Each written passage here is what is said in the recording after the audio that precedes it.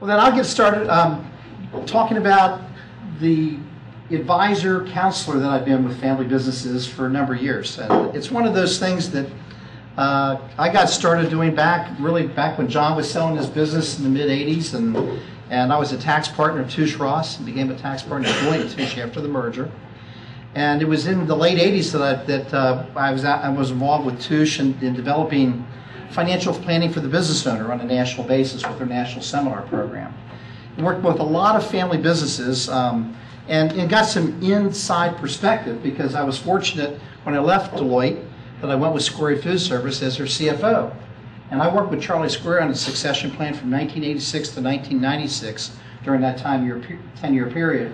Kind of interesting too because I was inside the company as the CFO, left, and then launched my own business in 1993 and continued working with the Square family when they sold out to a public company in 1996.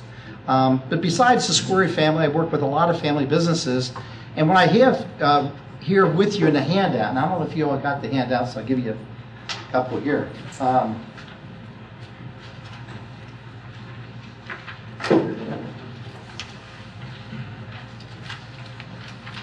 This is the tool that I've been using for over 25 years. As far as the business succession planning outline, it's a simple questionnaire. I've worked with family businesses, and it kind of takes it from the step that Larry had outlined, where you have an advisor and a consultant come in and work with the family, asking these critical questions. And I'm going to kind of go through it because the next page also has the outline of an article that I wrote back in 1990 that outlined this succession planning process that I used in conjunction with this simple little questionnaire form. It's kind of interesting because here we are over 20 years later, but in my article I really talk about communication is really the key factor. I mean, so this hasn't changed in 20 years. It's all about communication within the family. And if you think of yourself as a business owner, I found most business owners have typically a dream. And a lot of the business owners' dream is that their family will succeed to their business. And as you know, it's a dream, okay? And so we have to work with business owners, and I've worked a lot with a lot of business owners, trying to make that dream a reality. We have to plan for the retirement, potentially. It may be voluntary, it may be involuntary. There may be disability that kicks in, and there may be death. And so when we look at working with a family business, the first question I try to identify with the family members is, what is your current position in the company? What are your duties and responsibilities? Where are you now and where do you want to be in 3 years, 5 years? How do you see your role changing? What do you as an individual need to do to succeed to, let's say, president of the company, if you want to run the company and be the owner of the company? What I've identified is that there's different skills that are needed maybe if you're vice president of sales or vice president of operations that are different than the skills you might need as president of a company. There's different skill sets, and where are you going to get those skill sets? And this ties in directly with the Gehring Center, where they have some great training programs because it takes time to develop those skill sets, and where do you go? And I think it's also important to recognize that when I do succession planning, I really need to try to sort through the family first before I try to work with non-family members. I've gotten all kinds of surprises. I've gone through that session where there might be 4, 3, 5 children in the business. I've had one client with 8 children in the business. And we try to identify, is there a potential heir there? And then we have to find out, and it's true, several times who they think they want to be the heir, the person really has no interest at all. I had a client that had a law firm put together an incentive stock option plan, which is, I'm going to mention, is not a succession plan, okay? But had been in place and this individual had thought that the key people wanted to take over the company, and when we talked about it, the key person she had identified did not want to be president, didn't want to put in more than 40 hours a week. Okay? It takes a lot of commitment. It takes a lot of sacrifice in a family business when you're running the business and being the president of the company, the owner of the company that's the final decision maker. So once you try to work through who the president's going to be, potentially, then some issues might come up to them. Well, what about the family members. What role, where are they? And you want to find out where they are and where they want to be in the business. I talk with clients that, and this gets into where we, it's kind of fun when I work with clients. I'll do tax planning, I'll do legal planning, and we'll do some consulting at the same time. And one issue that comes up with non-family members that I really have been advising clients that I found in family businesses that sometimes those key people do not need to own stock in the company. I found with a lot of successful key businesses that you can compensate them well, and they're very happy with that. We can give them a phantom stock plan, which is a compensation plan that rewards them for their efforts in the business without giving them ownership in the business. The ownership really complicates things. They become a minority shareholder. So I work with clients in trying to address that issue with non-family members. And it does get more and more complicated if you have owners who are non-family members that are in this family business. But you do want to try to identify if that key employee died or retired or became disabled, what's going to happen with the business? What are your plans? Who's going to step into the shoes of the key people? So it's all about communication. You're trying to communicate with the key people in your business, the family members, the non-family members. And then I try to go into the next level, that once I get the team in place they talked about, then we want to talk a little bit about the business plan. And that's what questions 3 and 4 are about in my outline. What I try to do with the business owner, I try to say, well, if you want this person that you think is to be president of the company, why don't you start doing some business planning with this person? Why don't you try to really start talking about some strategic planning and find out what your son or daughter or non-family member, what they have in mind. What weaknesses have they identified in the company? And what steps should the company take to correct those weaknesses? What are the major problems that are going to be facing the company, short-term, long-term, and what strategic initiatives should the company be taking?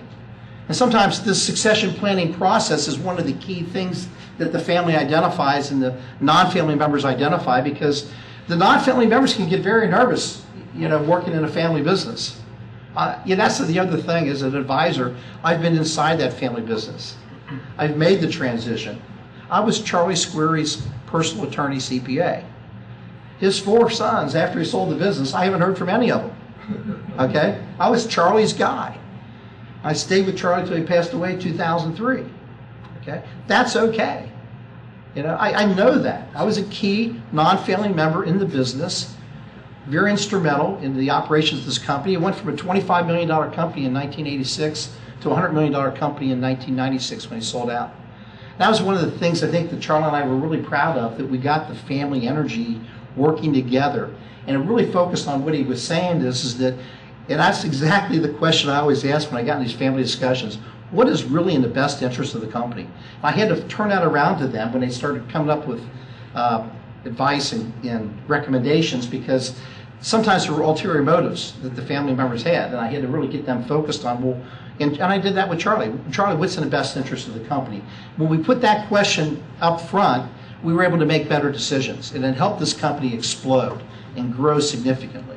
And they ended up selling out to a public company. So we went through that process of looking at the expansion of the company. I was involved in 91, 92, and 93 with their expansion as their CFO. We got special financing for the state, the city. Everything was going great and everything. And unbelievably, but within 5 years, we were outgrowing the facility again. Now we had to expand again. So expansion and growth brings on other problems. Is bigger better? And at that point in time, they sold out to a public company. The other thing that's kind of interesting, I'll share with you as a side too, that in 1993, when I started my business, I went in business with my brother. We were Hesch and Hesch for 2.5 years. We're still brothers today. I've gone through that process. Another story too, my son went to law school. True story. My son, he didn't want to have anything to do with what Dad did. I said, that's fine. My agenda, is not your agenda. And so he was working at my law firm part-time and with Amy, and he dropped out of law school after 2 years. And I said, well, okay, it's a transition. You can stay on and work full-time, for 1 year. And I kind of set a rule, 1 year. Well, a year and a half later, I had to terminate my son. Okay? You have to go through that process. Sometimes you have to kick him out of the nest.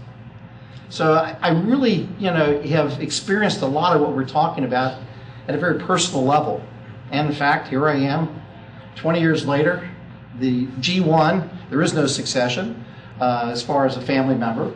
And I'm 60 and I tell my clients, you need to do your succession planning 5 years before you really need to. And I'm looking at my CPA firm and I'm looking to merge my CPA firm. It's a 5-year plan. Why am I doing that? Well, I'm 60. If something happens, that is my nest egg we talk about. I can feel it. I can live it. I live it every day of what each entrepreneur out there, owner has, because I'm doing that in my business.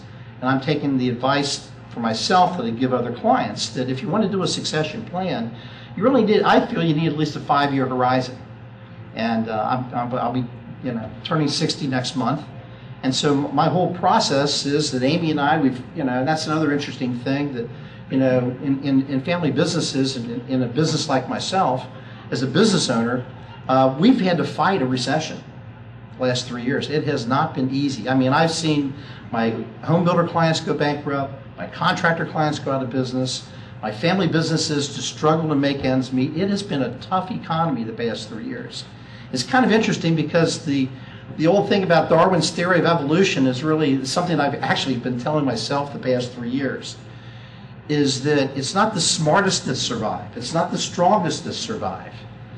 It's the company, it's the individual whose ability to adapt to change that survives. And the last 3 years has been about change.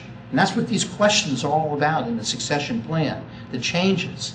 And that's what I've experienced. And in fact, it was something that with Amy and I'm proud to say we were voted as part of the Emerging 30 here in the Northern Kentucky Chamber last year. We grew our law firm significantly the past 3 years. Strategically, 3 years ago, I made a decision that my CPA firm was going to be difficult to grow in a recession, and that my law firm could grow and thrive. And I also kind of raised the question that said, well, strategically, do I want to do tax returns when I'm 65, or do I want to do wills and trust and consulting and estate planning and legal work?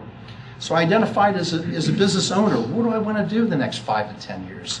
And I went out and making changes in my law practice to grow the law practice through marketing with Channel 9, through marketing in the chamber, through Cincy Magazine. So I've done a lot of marketing, and that's what I'll share with you, because it is all about sales when it gets down to it. When you're doing your strategic planning and the survival of a business, it's the ability that you have to identify what a business owner, when you're answering these questions about strengths and weaknesses, it's about the company's ability to adapt to change. Change in the marketplace, change in competition. There's a lot of issues that business owners will have, and typically when you focus on it, I feel the key to the long-term success is the sales and marketing. That's really where it's at long-term, and where your company's going to be. Sometimes you got to reinvent your company. I did it the past 3 years. Now the CPA firm has continued on. It's been doing great too, but the law firm has really taken off, and that's what we got recognized for in the Emerging 30. So I think that once we get through the process, then we also have to raise a question. Question 5 is, well, what's the organizational chart look like today? And it's kind of funny because I've worked with family businesses, and you have everybody put an organizational chart down there, and a lot of times everybody will have a nice chart. You got VP of sales and operations and HR, and you got all the departments. You got the president of the company here, and that's what a lot of people. That's what the owner thinks the chart is. And then you realize with the employee, they go, here's the owner, and everybody's reporting to the owner. Okay? And so it's interesting when you put an organizational chart down and go through this process, that what you think is there on paper is not really how the business operates. It's not the corporate culture. And it can be destructive to the company long term. Typically a business owner, myself included, I can manage the employees I have.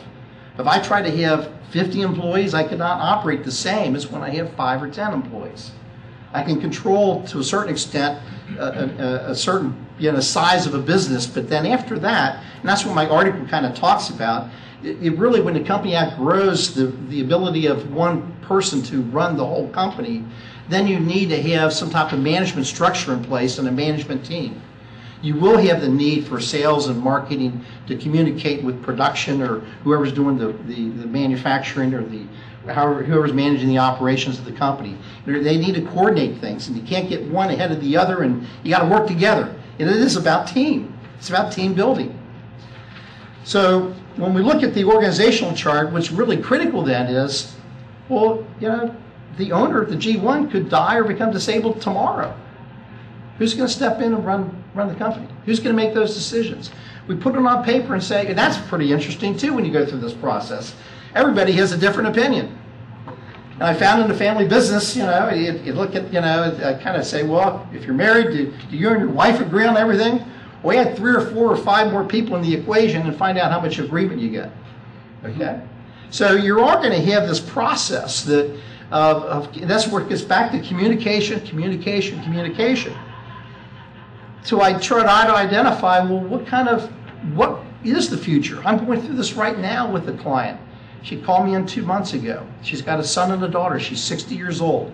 Son's out of town, daughter's in her 30s, and who's going to take over my business? I only got 8 employees. It's a small business here in Northern Kentucky. And after going through this process, I did it with her daughter. We were able to flesh out a lot of issues. Actually, one thing I try to do when I go through this process is number 6. I try to say, what are you going to do this year? Okay, we're going to be doing a succession plan. What are you going to do now? If you go through this process now, how are you going to make this company more profitable today?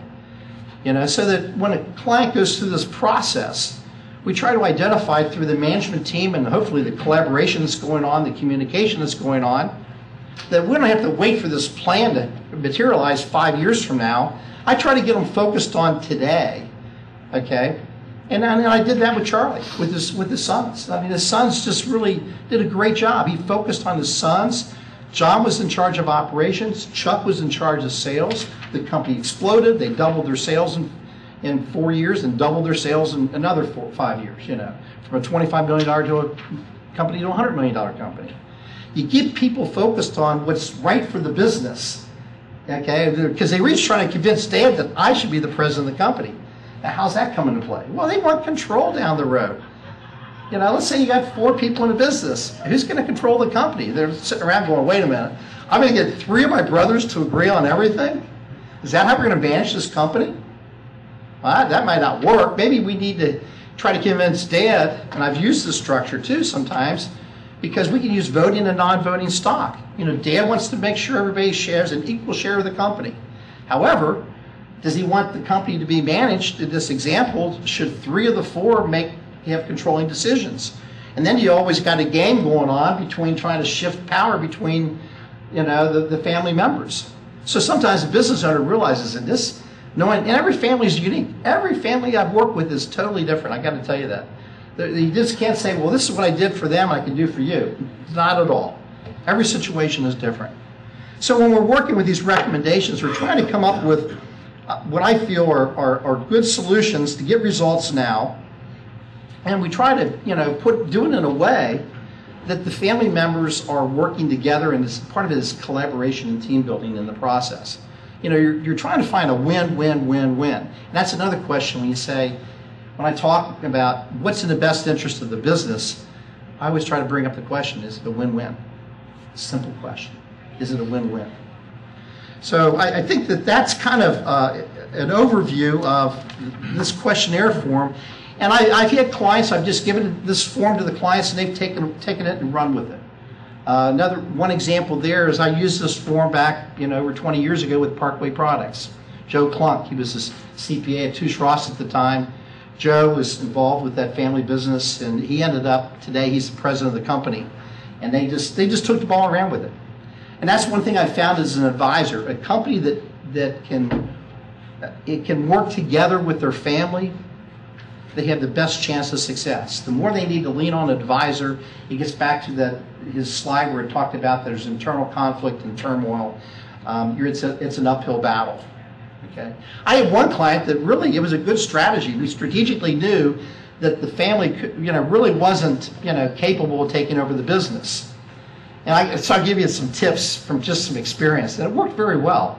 We said, that's right, and we know you all want the business and everything else, and he really felt that it would go down the tank if it did. So his solution was, he said, look, we need to expand, we're going to borrow some money.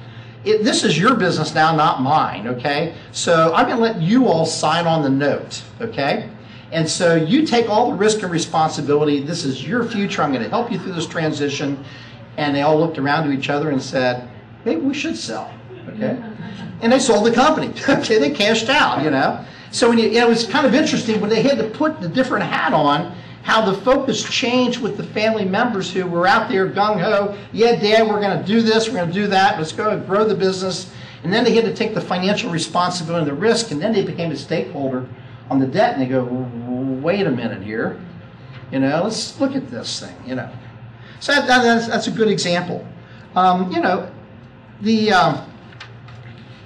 other thing that I would mention to you in my article, and I'm doing a lot of tax, I'm a tax guy, 38 years, okay? I specialize in doing a lot of estate planning, tax planning, okay?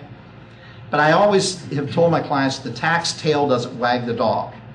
All this stuff has to come first. Once they identify a plan, then I try to work a strategic strategy together that minimizes their taxes, whether it's their income taxes or their estate taxes.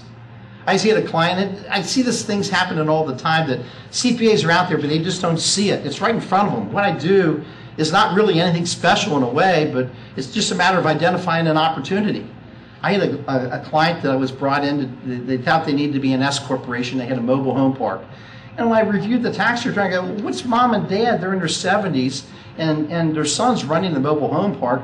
Why are they still taking a salary of over $100,000 a year? They're paying $15,000 in payroll taxes. Mom and dad have really been retired for 5 years, but they never took them off the payroll. And the reason they did is because they were C Corp. Well, I made them an S Corp, and they didn't have to be on the payroll. They could retire, and they could take dividends out of the company. And that's what they're doing this year. So there's some simple strategies sometimes where we can work in the family and see exactly what they're currently doing. And then we identify how they can save taxes based upon what they want to do.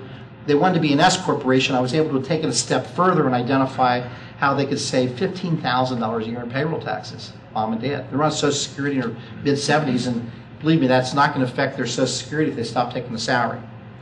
The other thing this is really an opportunity right now for businesses to do estate planning. The ideal time to sometimes do estate planning with a family business is when the valuation is low. Now, I know we talk about when we value a business and we look at future value, and Scott Champion's the CPA in my office, and he does evaluation work with me. So he's certified in business valuation, so he's my number cruncher. But when you're looking at estate planning, sometimes what we do is we say, wait a minute, the last 3 years have been probably the worst 3 years for a lot of businesses in a lot of years. This is the ideal time to do a succession plan, especially if you're in a estate tax situation, which that's the other thing we're concerned about. This year we got a $5 million exemption. Next year we don't know what it's going to be. It's scheduled to go to $1 million next year. That could be disastrous for a lot of businesses. This is an opportune time in this window to not only get a low value, but to take advantage of this high $5 million estate exemption. And the uncertainty of Congress it's a crapshoot. We have no idea what Congress is going to agree to by December 31st, because they're not going to do anything before the election. Then we got this lame duck Congress is going to do something with this estate tax bill. So this is really a good year to do some succession planning. And another thing that I try to do if you have a company that's really successful is I try to encourage the business owner, if they have gone out far enough, to reduce their ownership below 50%.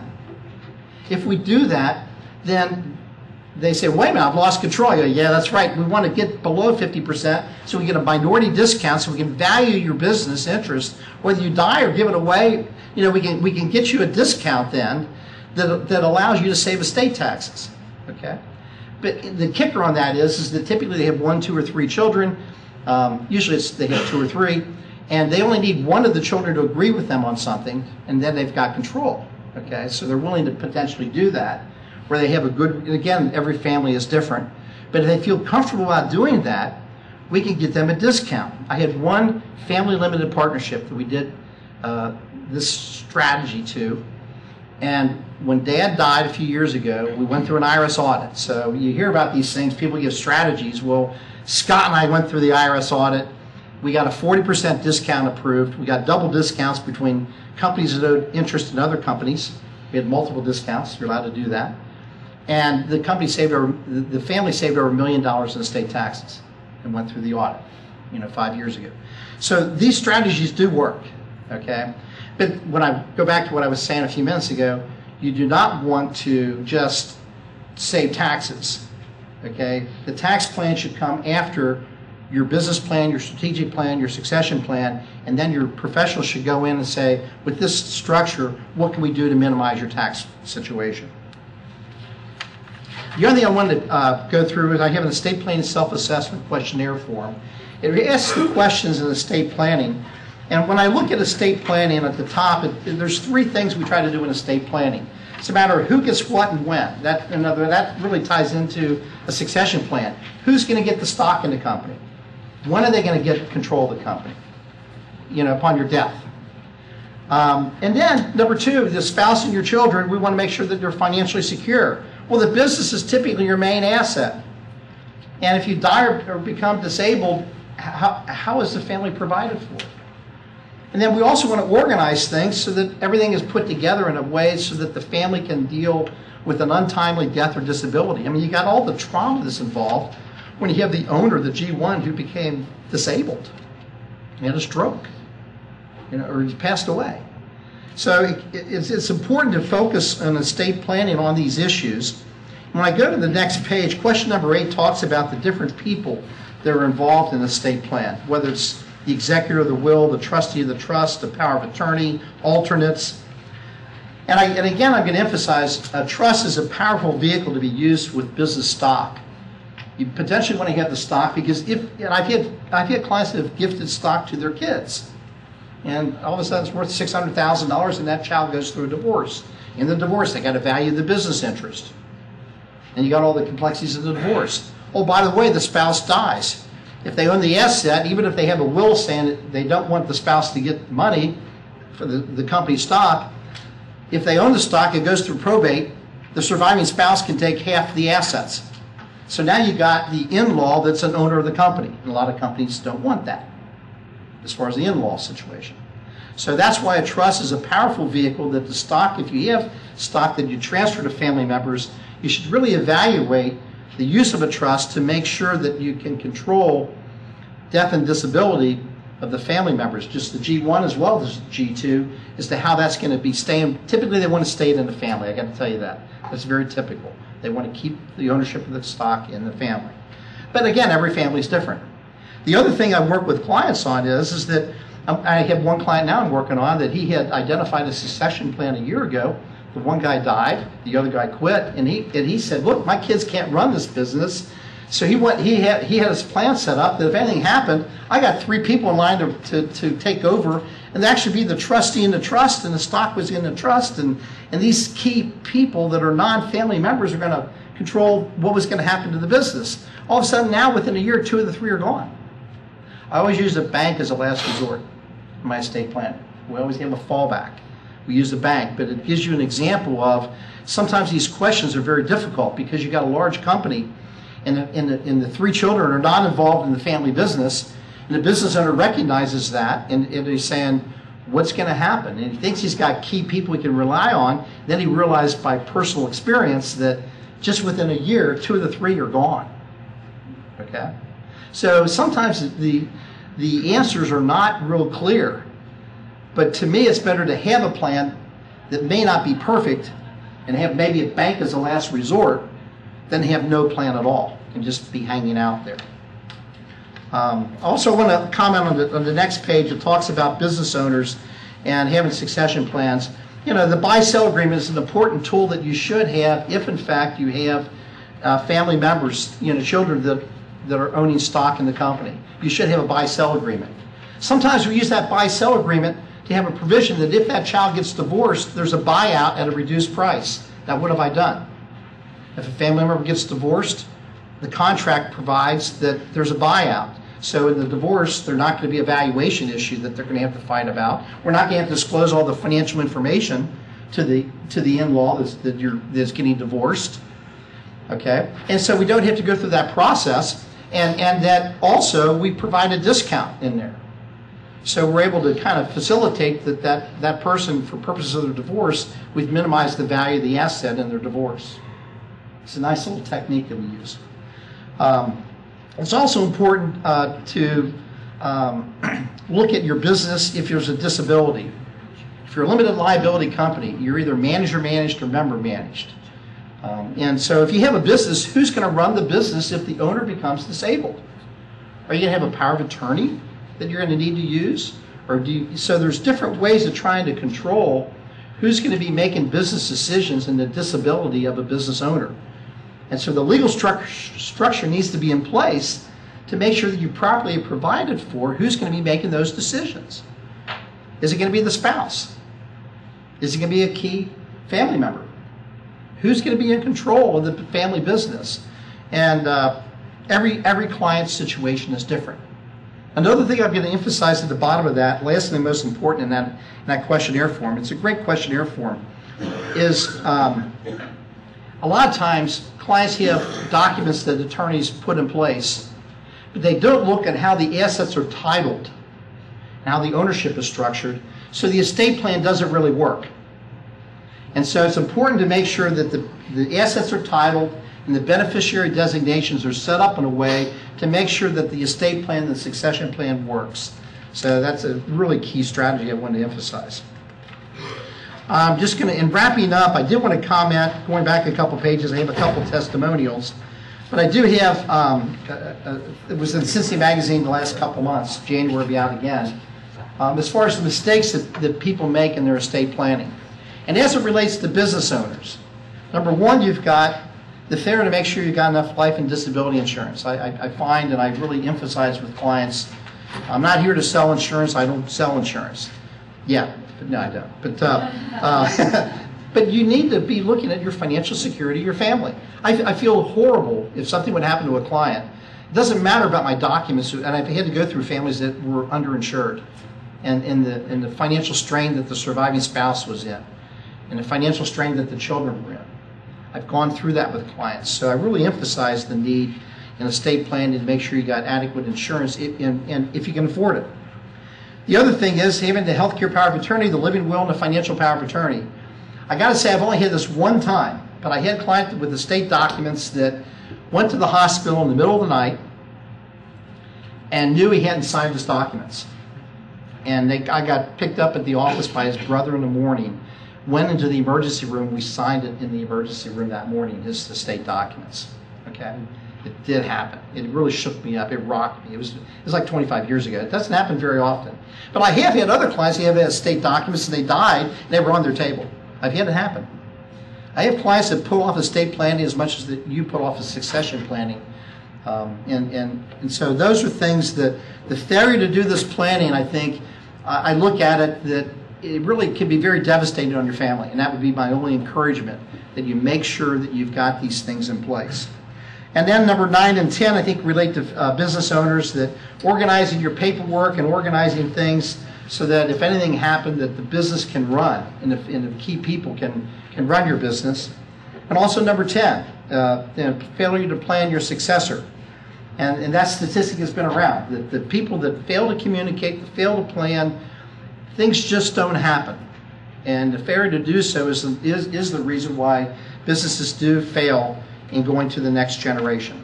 So with that, I appreciate your time. I know we're going to be moving along. We're just right on schedule, I think. I did want to mention